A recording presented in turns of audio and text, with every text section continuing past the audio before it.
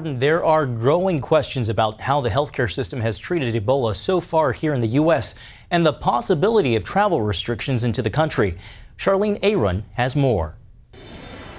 With Americans on high alert after a second nurse contracted Ebola in the U.S., lawmakers are demanding answers from the nation's top health officials. Thursday, CDC Director Tom Frieden faced tough questions from members of Congress about the CDC's ability to contain an Ebola outbreak.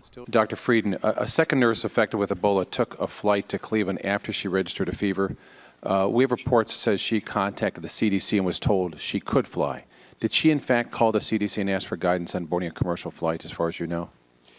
My understanding is that she did contact CDC, and we discussed with her report of symptoms as well as other evaluation. People's lives are at stake, and the response so far has been unacceptable. Some lawmakers pressed officials on why travel restrictions are not in place for passengers coming from Ebola-affected countries in West Africa, especially since nearly 30 African countries have imposed travel bans. President Obama says he might appoint an Ebola czar to coordinate the fight against the virus in the U.S., but he remains opposed to a ban on travel from West Africa. The problem is that in all the discussions I've had thus far with experts in the field, is that a travel ban is less effective than the measures that we are currently instituting.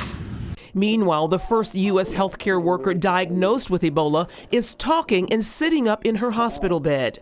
In this video, Nina Pham wipes away tears before being transferred to a special isolation unit at a Maryland facility. Happy Maryland, everybody. Party Maryland. The second nurse, Amber Vinson, is being treated at Atlanta's Emory University. The investigation continues as to how the two nurses contracted the virus. And despite assurances from the White House and the CDC, Americans are still concerned that the government isn't on top of the Ebola situation. Charlene Aaron, CBN News.